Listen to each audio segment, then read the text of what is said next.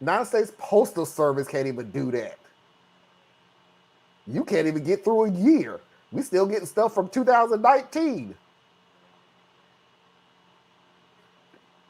But never mind. Now we're gonna go to Bertrude.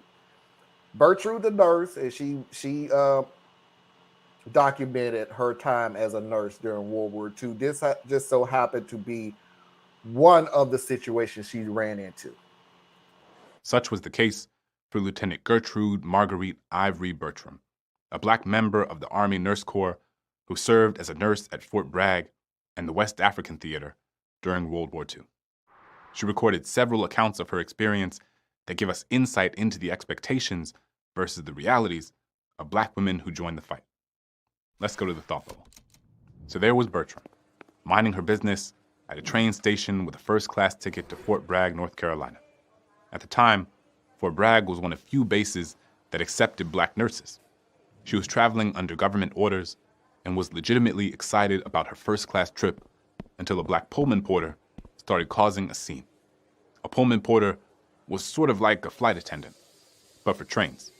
See, when she booked the ticket, no one asked her what her race was.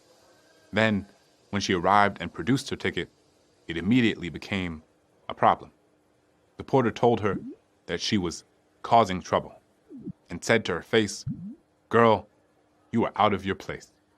But at this time, survival for black people meant compliance, even if it meant preventing other black people from trying to exercise their rights.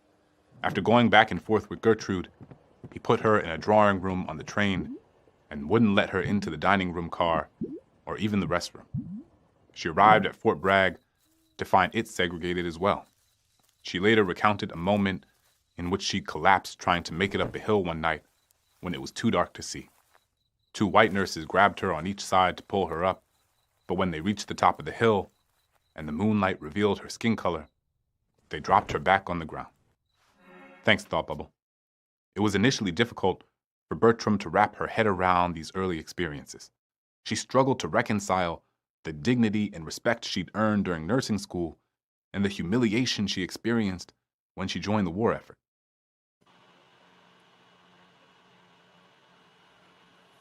First question everybody's going to pop in their head.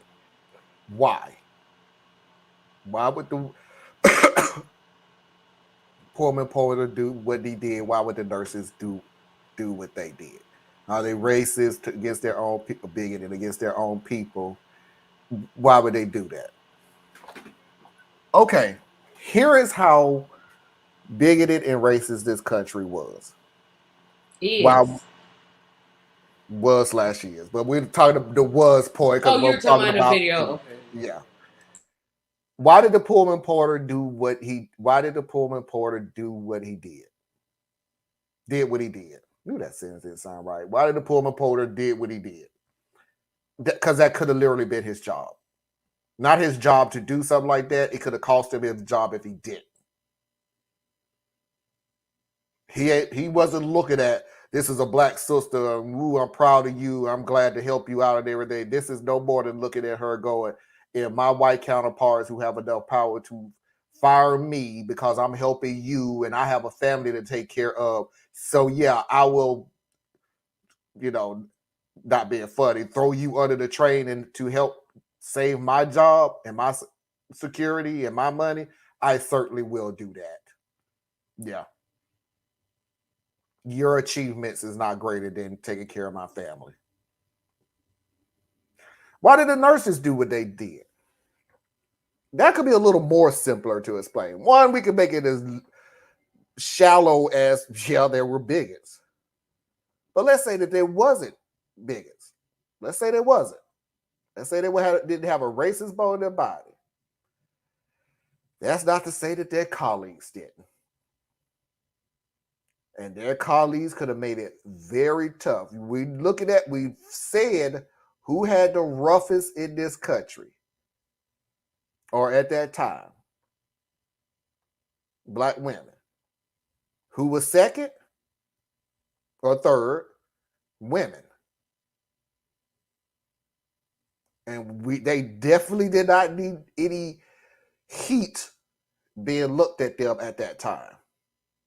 So again, yes, I will throw you under the bus to save our own skin.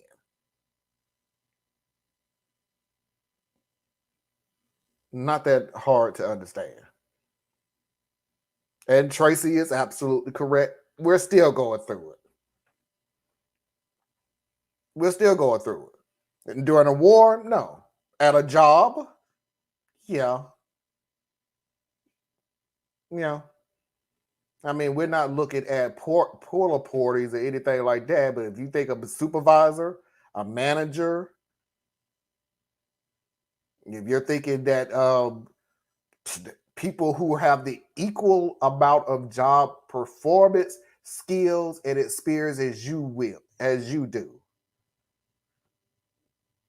but they just so happen to be a different color than you, won't flip on you? Yeah.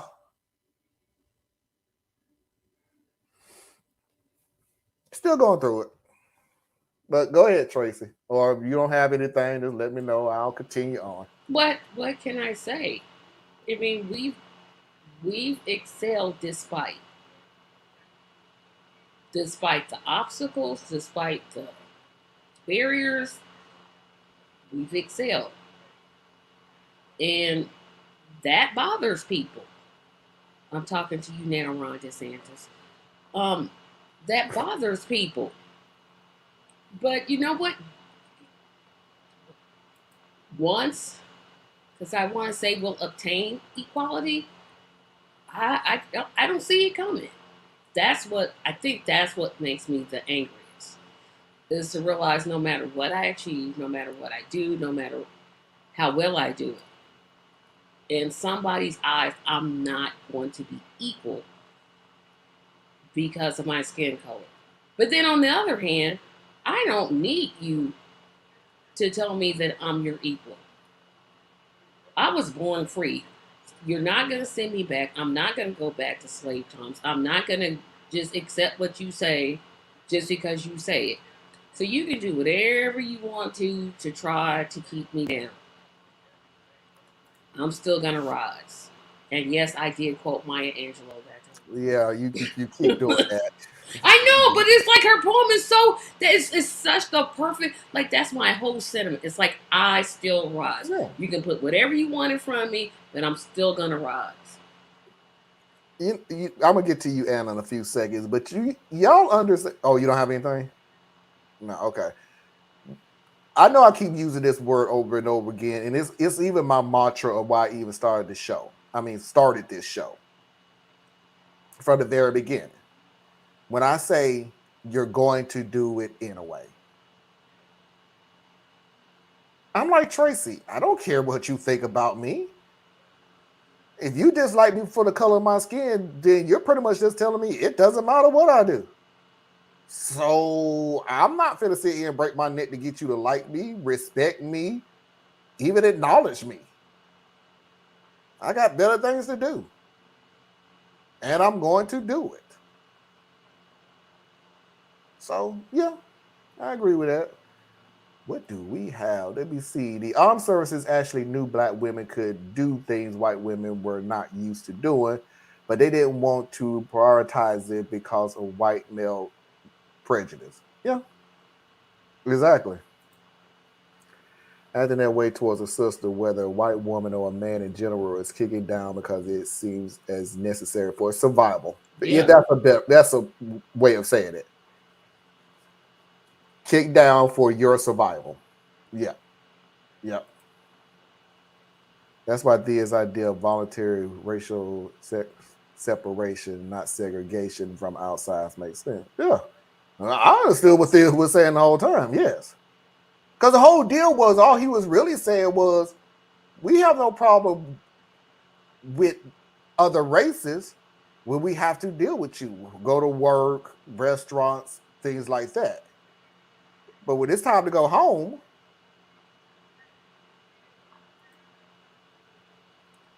when men went off to war, women, both black and white, filled in all the factory jobs. After working well for 6 years, when the men returned, women was all fired and told to go back to the kitchen. Oh yeah, Yes, Mickey, you Entirely do. different show, Mickey, but yeah. Now all of when it was just the women, it was fantastic and they overcame and blah blah blah. And you doing a great job, including building freaking planes that was used during the war. Soon as the men came back, Go back to the kitchen. you was good, but you wasn't that good. And that poem by Maya make me cry with pride every time. It's the human spirit talking out loud. Marlon, slow down. Am I talking fast? That poem by Angelou makes me cry with pride every time. It's the human spirit talking out loud.